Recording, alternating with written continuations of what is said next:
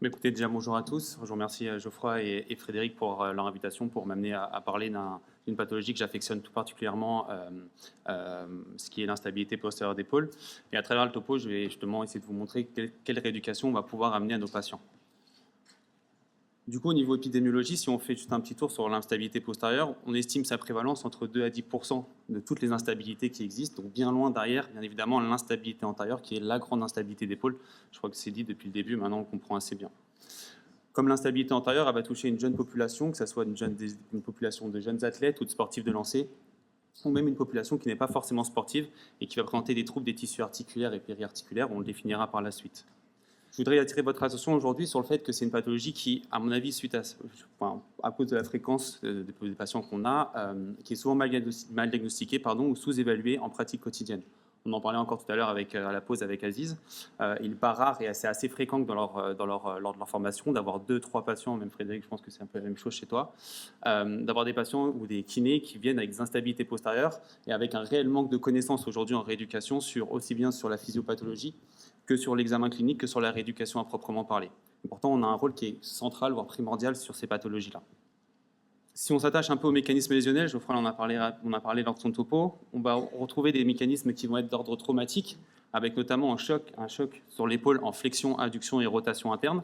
Donc, comparativement, contrairement à l'instabilité antérieure d'épaule, où le mécanisme de luxation se fait en abduction, rotation externe, ici, on va retrouver un choc en flexion, adduction, rotation interne.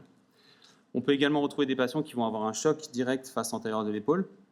Et puis, un troisième type de patientèle qui va être des patients qui vont être atteints de crises d'épilepsie ou qui peuvent avoir des crises d'épilepsie. Et lorsque, en fait, ils vont avoir ces crises-là, on va avoir une très forte contraction des gros muscles qui vont avoir tendance à tirer la tête humérale en postérieur. Et donc, potentiellement, on peut retrouver des luxations postérieures chez ces patients-là. Ce qui va nous intéresser, nous, par la suite, ce qu'on va définir, ça va être plutôt les patients qui vont avoir des luxations d'origine atraumatique, et notamment ce dont Geoffroy a parlé, c'est tous les patients qui vont présenter notamment des troubles des tissus articulaires et périarticulaires. Je voudrais sortir un petit peu de ce cadre-là aussi pour faire passer un message, notamment sur le fait qu'en pratique, on retrouve, et on en parle depuis le début de la journée, des patients qui vont représenter des micro-traumatismes. Alors, on a défini un petit peu instabilité antérieure, instabilité postérieure sur les micro-traumatismes ou sur ce qu'on appelle les pathologies d'overuse, de surutilisation de l'épaule. Moi, en pratique, je vois beaucoup de patients, et quand on sait les diagnostiquer, excusez-moi, c'est assez fréquent, c'est assez flagrant. Beaucoup de patients, notamment, qui font des exercices de force ou des sports de force au-dessus de la tête, et notamment tout ce qui va être en lien avec le crossfit ou le bodybuilding. On a également des nageurs, des tennisman, mais ces patients-là vont avoir une physiopathologie, vont avoir un schéma musculaire qui va être complètement chamboulé et qui va avoir tendance, lorsqu'ils vont avoir besoin de force, à avoir une tête humérale qui va partir un tout petit peu en postérieur. Alors bien évidemment, on n'est pas sur des instabilités pures, ce n'est pas des patients qui vont se luxer l'épaule, mais c'est des patients qui vont présenter, eux, des micro-traumatismes de l'épaule.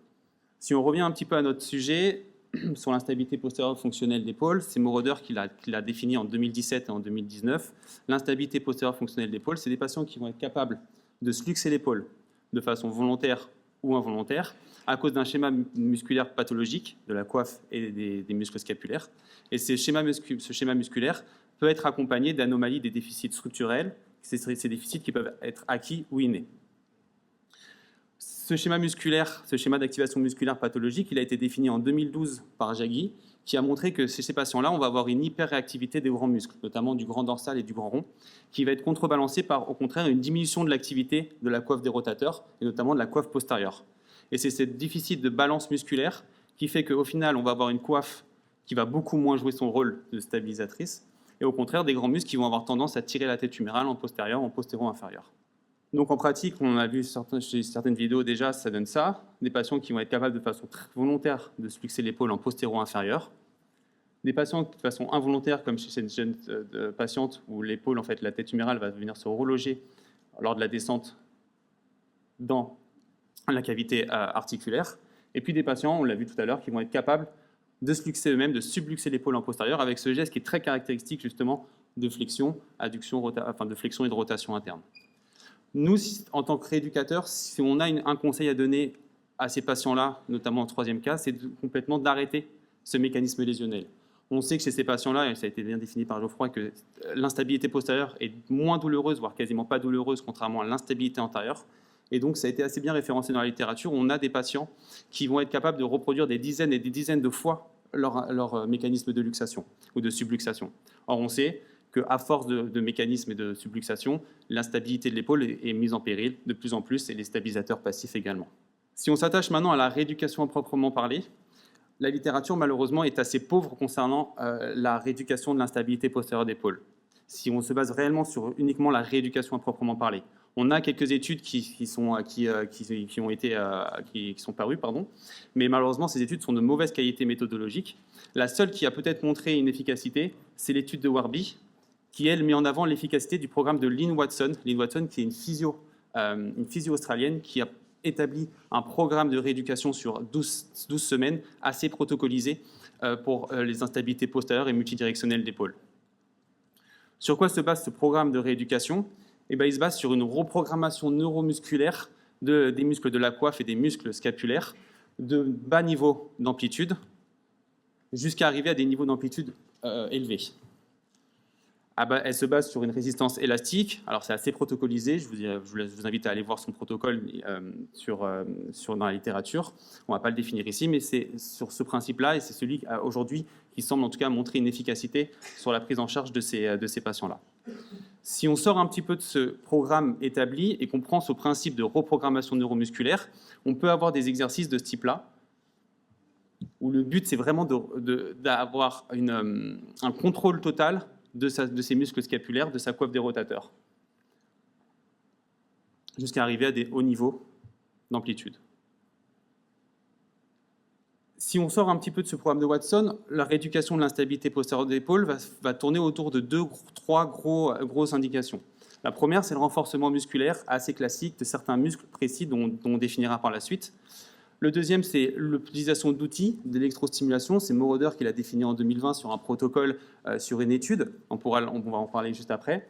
Et puis, moi, je vais vous faire un partage d'expérience parce qu'aujourd'hui, dans notre cabinet, on a ce qu'on appelle un BFR, un Blood Flow Restriction, que j'utilise moi à titre personnel sur mes instabilités postérieures. Mais celle qui semble avoir montré sa plus grande efficacité en rééducation, encore une fois, on en a parlé, ce que Lynn Watson avait défini, c'est l'utilisation d'un contrôle neuromusculaire. Pourquoi? Parce que tout simplement, quand l'épaule va se luxer, va se subluxer, on sait très bien que les récepteurs proprioceptifs vont être mis en jeu, vont être atteintes. Et donc, le principe, c'est de redonner justement des afférences, un maximum d'afférences à nos patients pour stimuler la boucle sensorimotrice et justement stimuler ce contrôle neuromusculaire.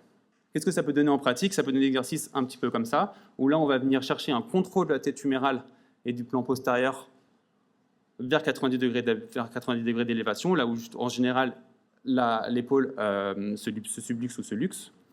On peut avoir des exercices de type stabilisation rythmique, que ce soit avec kettlebell ou ballon klein, mais également tous les exercices de stabilisation que vous avez déjà sûrement dû voir ou pratiquer, vous, avec certains de vos patients.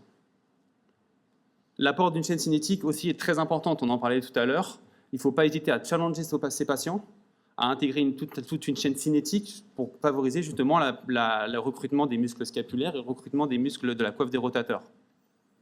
Et également, tout le travail en chaîne cinétique fermée. Là, on va pouvoir voir chez notre patient qui tétanise assez rapidement, ici ou même là, alors qu'il est déjà sur les genoux, pour vous montrer à quel point, finalement, une chaîne cinétique fermée, ça peut amener énormément de contraintes si déjà le patient n'a pas une bonne stabilité de son épaule, jusqu'à amener à challenger nos patients sur des hauts niveaux de contraintes. Si on se base un petit peu sur le renforcement musculaire, ça va tourner autour de quelques muscles assez centrales dans l'épaule. Bien évidemment, la coiffe des rotateurs, une fois que le contrôle musculaire et le contrôle de la coiffe est acquis. Et puis, ce qui est très important à retenir, c'est que dans l'instabilité postérieure, on va avoir une dyskinésie qui va être très particulière. Une dyskinésie avec la scapula qui va venir en tilt antérieur, en bascule antérieure et en rotation interne. Et donc, nous, en rééducation, il ne va pas falloir demander à nos patients de serrer les omoplates, surtout pas, mais au contraire de travailler, ça c'est un petit cadeau, de surtout travailler les muscles qui vont venir stabiliser la scapula et notamment toute la chape trapézienne avec le trapèze inférieur et le grand muscle qui va être le deltoïde antérieur, le dentelé antérieur, excusez-moi. Un autre muscle qui va être fondamental à travailler et à renforcer chez votre patient ou chez les patients qui vont instables postérieurement, c'est le deltoïde postérieur. Le deltoïde postérieur va former un mur postérieur à la tête humérale dans les différents niveaux d'amplitude de votre patient. Pour terminer, je l'ai dit, on pouvait utiliser des petits outils également. On peut ressortir notre électrostimulation, ça peut avoir un intérêt sur l'épaule, notamment en début de rééducation sur tout ce qui va être deltoïde postérieur. notamment, ou les muscles scapulaires, pour venir redonner un petit coup de fouet, un petit coup de boost justement à ces muscles qui sont hypoactifs. Et puis, ça c'est vraiment un partage d'expérience, c'est que nous, au cabinet, je l'ai dit, on utilise ce qu'on appelle le BFR, le Blood Flow Restriction, alors je ne mets pas forcément tout de suite à mes patients en début de rééducation, mais une fois qu'ils ont acquis un contrôle neuromusculaire important ou suffisant pour passer à une phase de renforcement en diminuant les contraintes, ça les charges, c'est très intéressant. En conclusion, la rééducation de l'instabilité postérieure, elle est basée avant tout sur un travail neuromusculaire et contrôle moteur. J'espère que ce message a été passé. Il s'agit de redonner des informations au cerveau pour donner la réintégration, pour permettre la réintégration du schéma moteur, donc un travail de contrôle scapulaire et huméral très précis. L'idée, c'est de faire travailler les muscles qui participent non seulement à la sonnette latérale de la scapula, donc à la stabilisation scapulaire qu'on a définie, la coiffe des rotateurs, bien évidemment, qui paraît primordiale, et le deltoïde postérieur, qui paraît indispensable dans cette pathologie-là. On n'a parlé que de la rééducation, mais bien évidemment, le bilan est assez précis, notamment dans le programme de Watson, elle établit un bilan qui est assez précis. Moi, en rééducation, mon traitement va me permettre de orienter ma thérapeutique en essayant de comprendre le niveau d'instabilité de mon patient. Vous allez avoir des patients qui vont avoir des niveaux d'instabilité qui vont être différents au niveau d'instabilité postérieure. C'est-à-dire des patients qui vont être capables de se luxer complètement l'épaule, jusqu'à des sportifs qui ne vont pas forcément avoir de luxation, mais qui vont peut-être avoir une épaule douloureuse instable avec une direction préférentielle de la tête humérale en postérieur. Et donc cette fois-ci, ces patients-là, par exemple, on ira peut-être moins travailler du contrôle neuromusculaire, mais un peu plus de stabilisation scapulaire. Et donc c'est pour ça que le bilan chez ces patients-là est primordial également. Et bien évidemment, la progression doit se faire en fonction de la récupération et du contrôle neuromusculaire. Merci de votre attention.